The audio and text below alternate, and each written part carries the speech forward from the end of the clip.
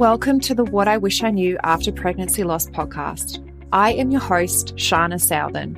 I am an angel mum, a rainbow mum, a pregnancy loss practitioner, and trauma-informed coach. I created the Institute of Healing Through Pregnancy Loss out of my own experience with loss in the hopes to provide understanding and healing, educating people on pregnancy loss, and creating more women or men in trained support roles. In this podcast, I hope to shed light on what I wish I knew in relation to pregnancy loss, opening up the conversation, breaking the stigma, and bringing real-life stories plus guest experts. Thank you for being here with me today, and let's dive into today's episode.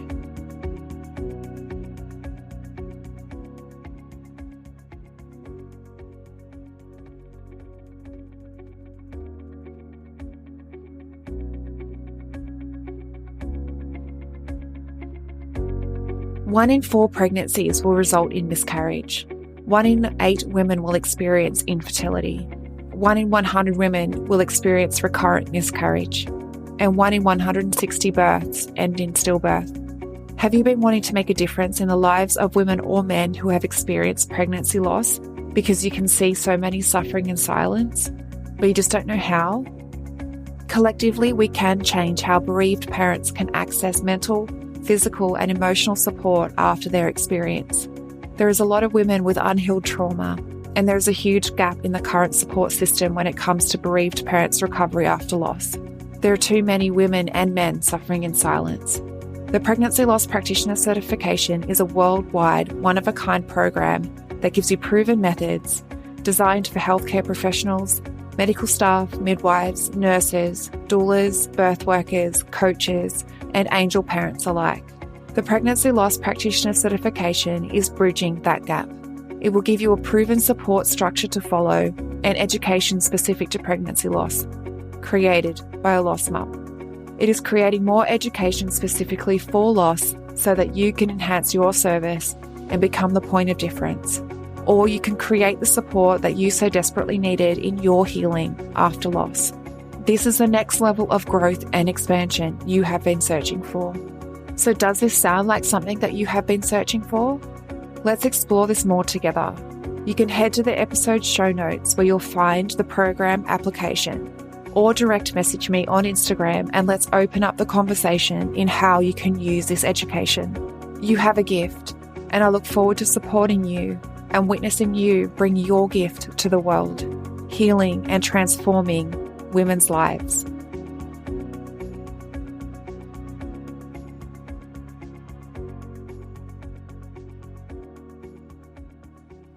Hello, beautiful souls.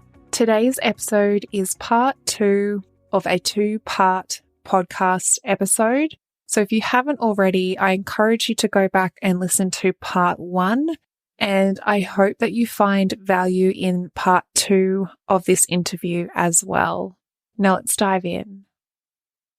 Yes, so much of what you said in there, I could resonate with that as well. But it's like that self-fulfilling prophecy, isn't it? Like something bad's happened before, it's going to happen again. Regardless, you know, like in your conscious mind, yeah, I can't control that from happening. I can't control the future. I can't do that. I don't know what's going to happen and I can't control that.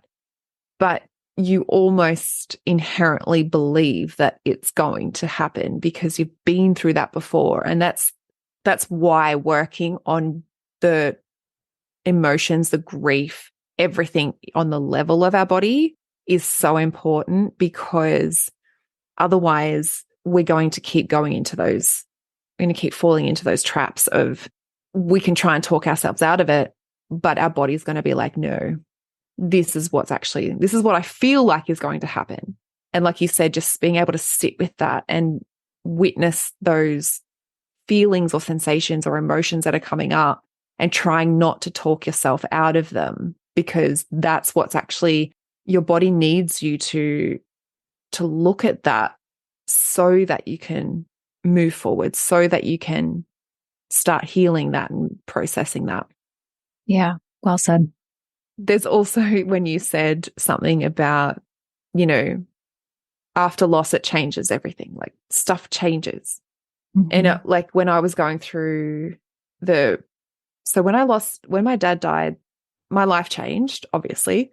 I realized there had a lot of people coming to me just for advice. And I was like, I don't even know why. Why are you asking me? Like, but it had been because I had navigated such, hardships that they were like, okay, so now, like, what did you do? Like, how did you process this? And how did you do that? And then I was like, oh God, why are you coming to me? Yeah. But as time progressed, like you said, time doesn't heal all wounds, but time gives you the opportunity to grow and heal and process and acknowledge things that are coming up for you. And that is what is the healing piece. Like, it's the time that gives you that space, but the healing is what you do and choose to do is what you choose to do in that time. Exactly. And I considered my life like a shattered piece of stained window, like on the floor, these shattered pieces of glass. And what I had the opportunity to do at that point, this sort of came to me more so after the pregnancy loss, was I could pick up the pieces of that stained glass window and I could put it back together, but I could pick the pieces that I wanted to go back in there and leave maybe the pieces that I didn't want anymore. Yeah. And create something different for myself. Not create the same image, the same stained glass window that was before. I could create it in a different way. And what experiencing pregnancy loss gave me, and experiencing the loss of my dad, but I guess the loss of my dad there was probably a lot of stuff, percolating in my mind and my body at that point. And then we lost our baby. And then I had these realizations, that, I could choose and my life didn't have to be the same. Yeah. And, again, just that surrender as well. Like, you can't predict what's going to happen, unfortunately. Like, I was able to loss stripped everything away from me. And I was able to pick and choose what I wanted in my life again. I was able then to choose the way that I wanted to create it, choose the way that I wanted to be seen, that I wanted to show up in the world, not to go back to people or jobs or whatever that wasn't serving me, because I didn't want to be miserable. Like, I'd experienced so much pain in my life. I'm like, I don't want to choose more pain and misery. So why am I, and I think you touched on it before, like you reprioritize everything, but I mean, that doesn't necessarily come right at the beginning, but it comes down the track where you can start to reprioritize, what are your values? Who are you? What makes you you? What do you choose? Yeah. I love that. We do have to kind of like find ourselves again and set boundaries. Like, that is definitely something I've gotten better with. And I love the stained glass analogy so much. And I just, how you describe that and kind of like creating something new.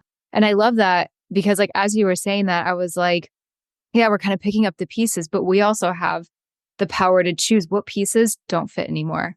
And like you said, what is not serving us, and how empowering after such loss, right? Like, I mean, I don't want to say like we're fortunate in that we can do that. And we could do that at any time, right? You don't have to go through like a major loss, but it is sort of I hate to say gift, but it is something that loss can give us. And then, yeah, like the other thing I always say is like just the growth, the evolutions, the learnings, and absolutely doesn't come right away for sure. But I think that's where all that sort of like self work help, I guess, comes in, and leaning on people, right? Leaning on a coach, leaning on a counselor, a therapist, whoever.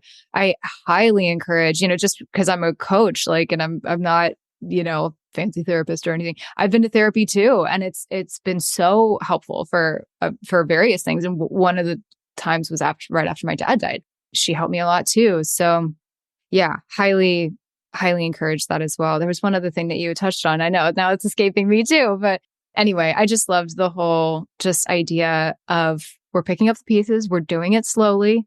It's a process that we actually can enjoy. If there's going to be pain, you might like cut yourself on one of the sides of stained glass, right? I'm not saying it's all like rainbows and unicorns here, but it can become something beautiful again. Absolutely. And that's totally my goal, to help people see. And I know, I think it's yours too, with all the work that you do also. So Yeah. When like you were repeating like the stained glass window back to me, I was like, picking up glass off the floor. Like Yeah. there's always going to be the chance that you do cut yourself.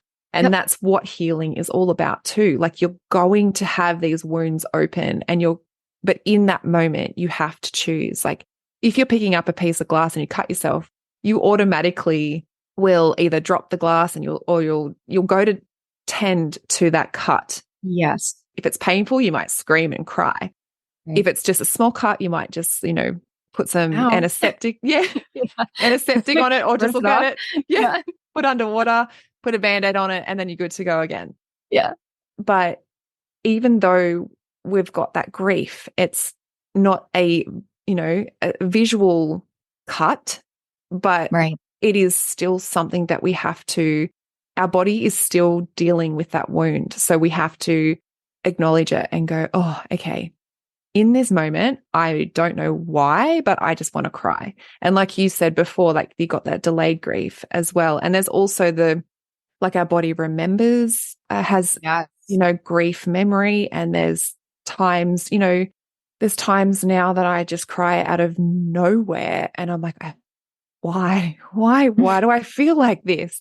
But that's the cut. That's that moment where your body's like, no, you need to tend to me. You need to process me and see this emotion and cry or scream or punch or go for a run or do something. And like you said, it does get easier. And when that you said something before, and this came to my mind, like, so when just after Dad died, obviously, and I know a lot of lost mums go through this as well, there'll be songs, sounds, smells that remind them of their loved one. And because I lost my baby at 7 weeks, I didn't obviously get all of that. I didn't witness that for myself, but I can absolutely relate to after Dad's funeral. Like there was so many songs that would come on the radio. And as a family, we used to sit in not sit. If it had come on in a shop, we would stand and we'd literally all stop still and we'd be like listening to the song, going, "Oh my God, Dad's here!" I love But that. At the beginning, those songs were very sad, very emotional, very painful to hear. But then, as time progressed, we're able now to listen to those songs and go, "He's here. And we can smile and we can feel joy in our body because this song has come on and we're like, he's here." Yeah. As opposed to hearing the song like after he had died and then going, "Oh my God, we're being reminded of him not being here." Yeah. It's a completely different relationship. And that's the one thing that time can give you, is that, like you said, there's a lot that has to go into that time. There's, like you said, the evolution, the growth, the healing, the recovery, and it's all a choice that we make, putting our stained glass window back together the way that we want it to be, so that when we do hear the songs or get reminded of the loved one that we lost, it's not a painful memory anymore. It can be a memory of love, at the time that you were able to spend with that person. Yeah. For me, it was never, I had 7 weeks with my baby. So it was only that period of time that I can relate to. But, that 7 weeks changed the trajectory of my whole entire life. Mm-hmm. I'm so grateful for that 7 weeks that I had, because that shifted everything after that. Easy, isn't it? My God. Like just the impact that these little beings or the people that were in our life or whoever like can have on us. It's just a testament to there's no comparison. There's no one death is bigger than the other or whatever. It's however it looks and affects us. And it's what we make of it and what we do with it. For sure. Yeah, absolutely. And like you said, there is no comparison. We navigate the time however we feel we need to. But like you also said before, you don't have to do it alone. You can seek support, someone on the outside of you that's going to help you navigate that, because is a very consuming time, and it can be really hard for you to see anything for yourself. Yeah. I was listening to a podcast a while ago now, but it's one thing that's kind of stuck with me in terms of like how we see our world and how we can view. Like a coach essentially is like we're in a fishbowl and we only know the environment in that fishbowl, like, and so we keep swimming around. But the coach, the therapist, the person on the other side of that fishbowl can see in, and they can see where you're going around in circles. They can see what you're bumping into all of the time. They can see where you get stuck. You can't see it because you're in it. You're swimming around and you're going, oh, why do I keep, why am I bumping into this all the time? Walls are just, why can't I get to where I want to be? Oh, true. So true. So I love that. We're like nailing these analogies today. You were on it. I love it. They're so accurate and it's so true. Again, we can laugh now, but like when you're in it, it's not even funny. The thing I like to say is like, the classic light at the end of the tunnel. But like when we're deep in our grief and we can't see a way out, and we almost like don't want to see a way out, I think in some cases, because that means we're getting further away from our loss. We're getting further away from our loved one. And that's a really tough place to be, like being 3.5 years out from losing my parents now. Like I was talking to somebody recently and we're both around 3 years. And I swear to God, there's like this weird 3-year itch where it's just like, it's just far enough out now that you like are kind of forgetting, like not their voice, but like kind of forgetting their voice or certain mannerisms or like what advice or like what they would say to you. And you're just like, my God, did I know them at all? Like, are they, are you still here? Like, it's scary. It's really scary feeling that far away. So I can understand why people kind of want to live in that sometimes, or they almost like don't allow themselves to move on, whether consciously or subconsciously. But I always like, well, I say joke, maybe joke's not the right word, but it's one of the analogies I always think of is like, especially in the acute grief or in the really, the grief we just can't seem to get out of. It's like, not only can we not even see the light at the end of the tunnel, but we can't even find the tunnel. We're just like, not even on this right planet, let alone anywhere near this freaking tunnel. So it's just, so much of it is just like having grace with yourself. Like you said, just surrendering to the process and being like, okay, I don't, because the 5 stages of grief is like, they're there for a reason, but I don't really subscribe to those. And like, yeah, okay, I guess we get to this sort of like rough acceptance in a way. But I think from there, it's like, okay, once you kind of, again, roughly get to that point, then it's like, then you're kind of trying to find your compass and navigate again. And that's, again, where having that help can come in to help you escape the fishbowl or find the tunnel, whatever analogy you want to use today. And just believing that it's possible, though. And I feel like so many people just need that reminder that like, we know how in the dark you feel right now. Like we know how impossible it is to find anything around you or feel even remotely hopeful, that you can and you will. And there are resources to help for sure. But yeah, I mean, it is so our own journey in a way too. So I always say like, it's your own journey and it's very individual to all of us, but like you're also not alone. There's a lot of us here in this grief club that we never asked to be a part of. Like me and some of the other people in the community joke, like, can we give back our membership? Like, I want this thing revoked. I did not ask for this. It's so true. But there is so many of us here. And that's what I love about this community too, is like, just because, yeah, my particular loss, for example, is really like parent or pet loss. And like, I cannot necessarily relate to, sibling loss or something, right? Or even child loss, God willing. But I think that's where the holistic view on grief comes in. It's just like, absolutely, each of our grief is individual to all of us. And like, sure, some of us can maybe understand or empathize a little more with a certain type of grief if we've lost kind of like the same person, right? And our father figure, mother figure, whatever in our life. But so much of the general concepts, the general feelings of just profound loneliness or shame or regret or guilt over things that we did or didn't say, or, we can so many of us can relate to so much of that, even if it's, again, very individualized. So I would just remind people of that too. And I think that's definitely my goal with Losses Become Gains. You do not have to have lost a parent or a pet or anything to get something, from what I'm putting out there. And I purposely try and do content or blog posts or in the course and everything that way where it can be very evergreen's not the right word, but like just very relatable for a lot of types of loss. And I just hope that makes everyone feel just like a little bit less alone, right? Even though everyone we're all on our own journeys, like we're all kind of moving along in that school of fish together. I'm going crazy with these stupid analogies today. I can't. You got me going with the fishbowl thing now, but it was so good. I'll see a post or something come up of yours and I'll be like, totally. I'm going to end up talking about this. That's very on brand. Oh, it's so good.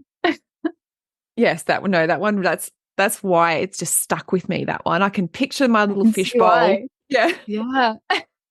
And I can see why, and then it gives you that perspective because you can see then why people on the outside of you, why investing into the coach or that support system, therapist, whatever that person is, you can see why having them on the outside, because they're on the outside of your fishbowl, like it just, it puts everything into perspective and you go, oh, well, actually, yes, I know I do need that. And I don't need to be swimming around and around and around, like, on my own, trying to figure my own stuff out, but I keep running into the same things. Yeah. And essentially, that's the reason why I got you to come on today was because, your specialty is grief. And, grief is, like you said, it's so universal. Like, yes, you might not have experienced the same things as maybe one of the listeners that's listening in, but the way that you approach grief, the tools that you have for grief is something that they can adopt and integrate and use, because grief, like you said, it at any point it comes back to you. So, and every person is going to have a unique perspective or a unique way of doing something. So being able to talk to you might be the thing that, picking up that tool that they haven't tried yet and being able to integrate that into their day.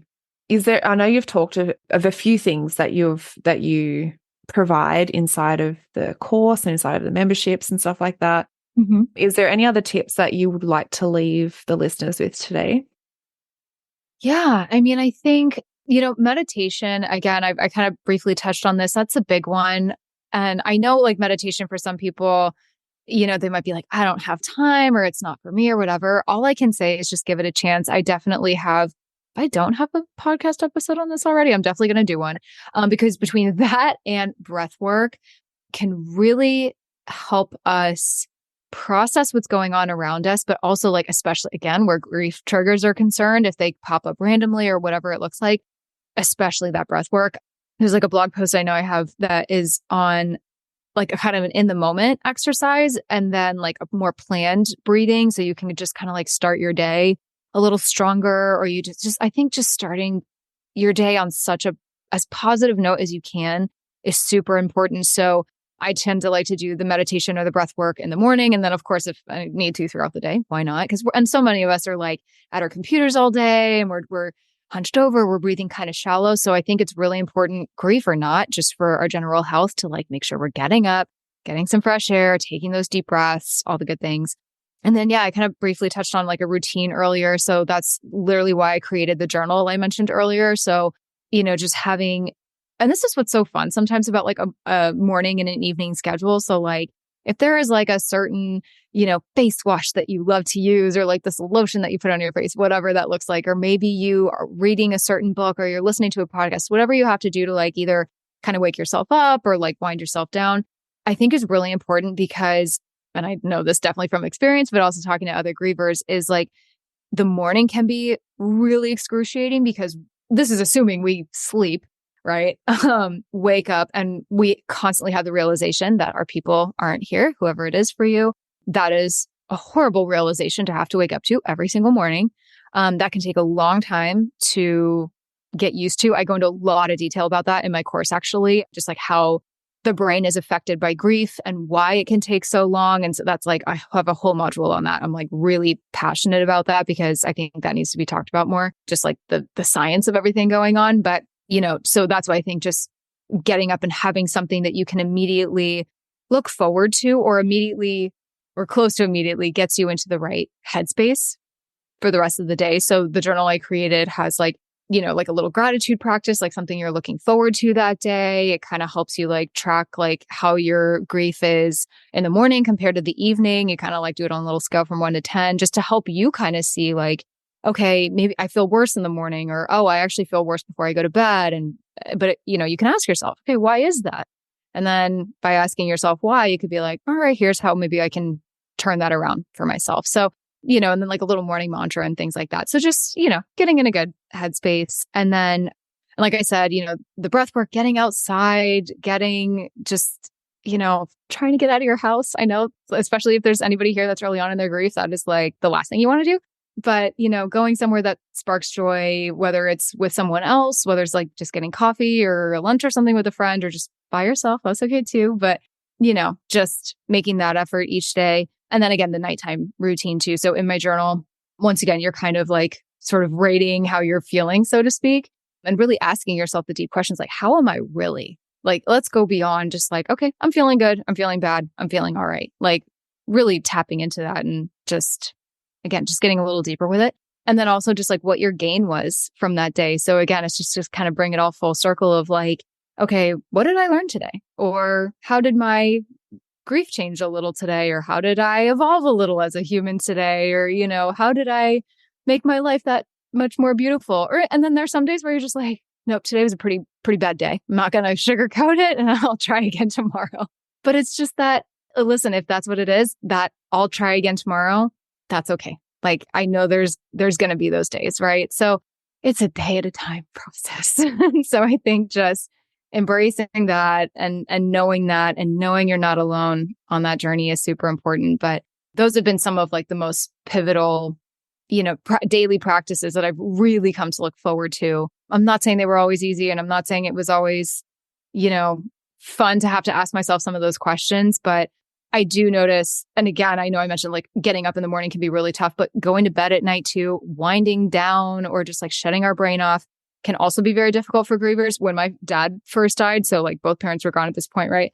Again, I was living at their condo, sleeping, not immediately, but I eventually started sleeping in their bedroom and stuff. And it was like the energy in there was insane. And I almost like went back and forth with not sleeping in there.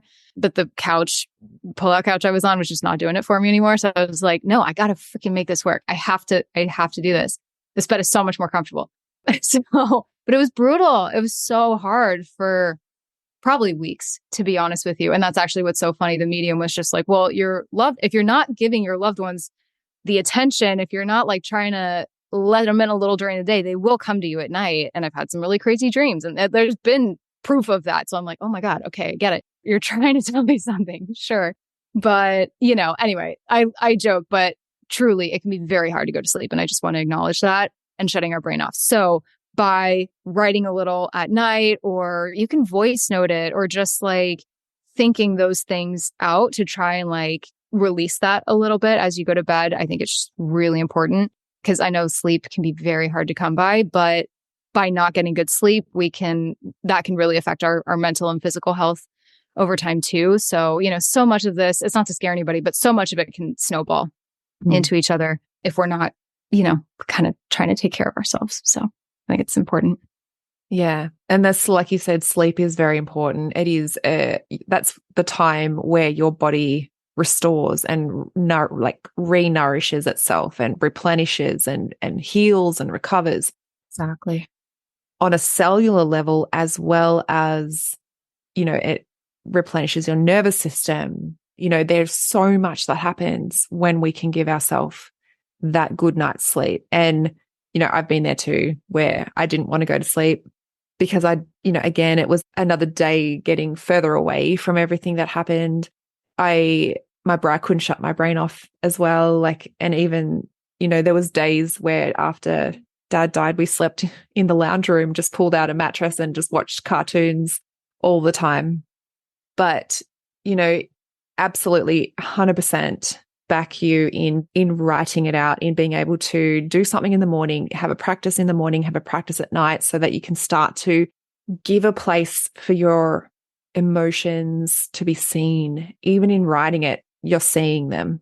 Yes. You're giving them the time and the space to come through. And the more you do it, the less noisy like your head gets, because then it's like, oh, so actually, true.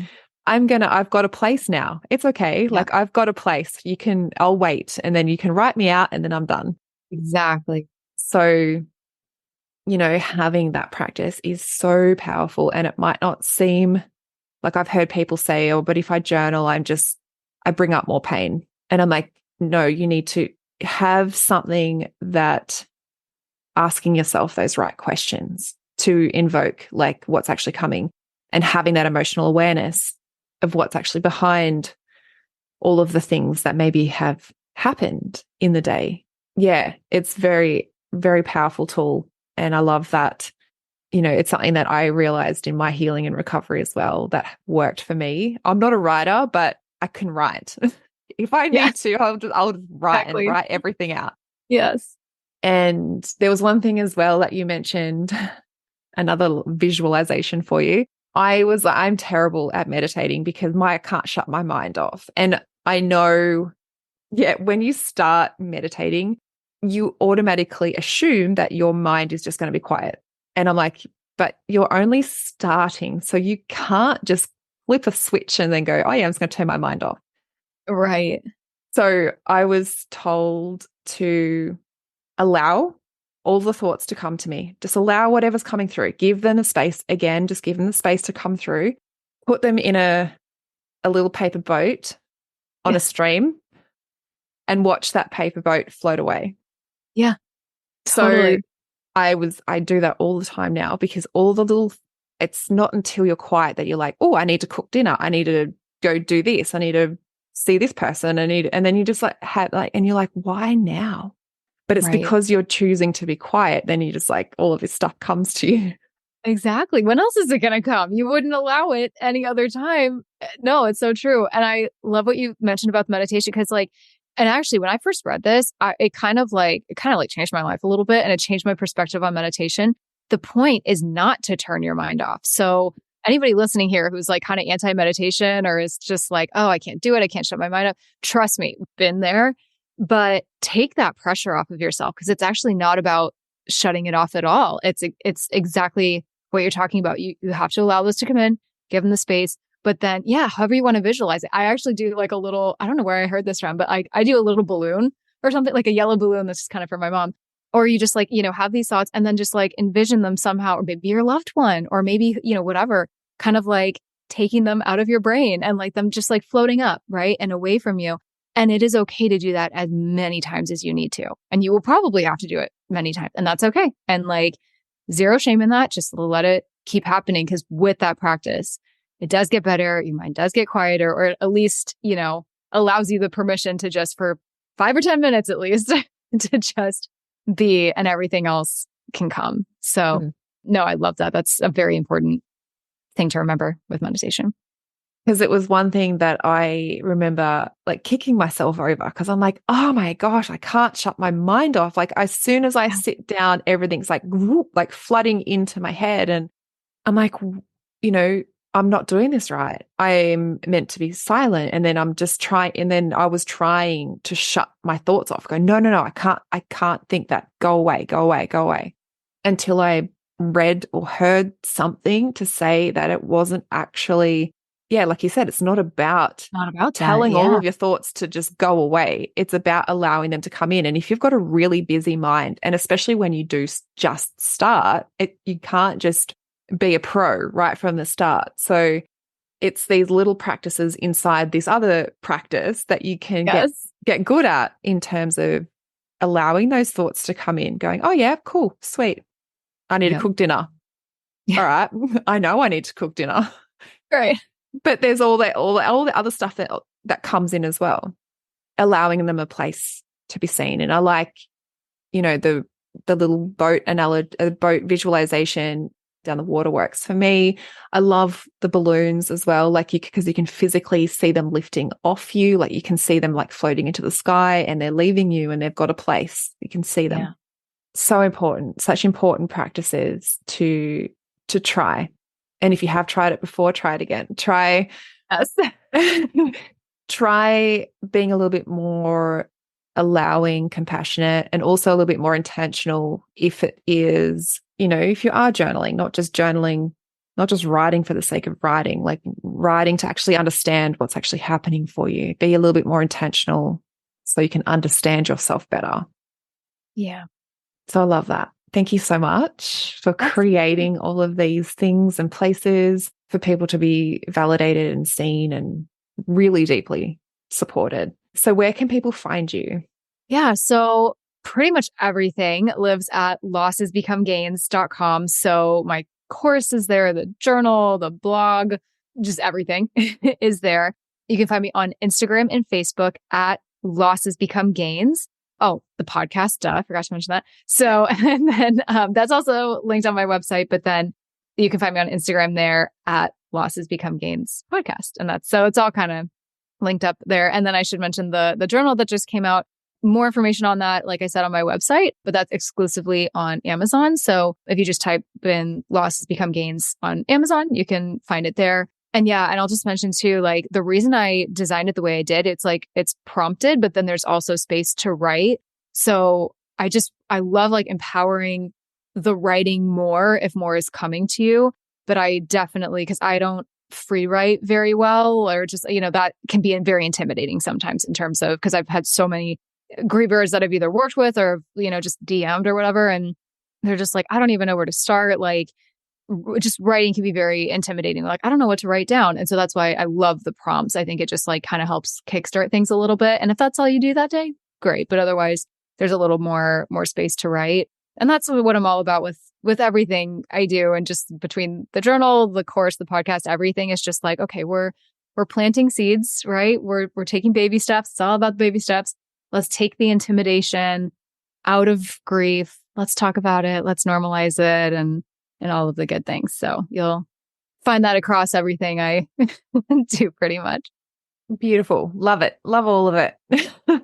Thank you so much. And yeah, such a beautiful thing when places that you've created for people to start processing. And like you said, it's definitely baby steps. Mm-hmm.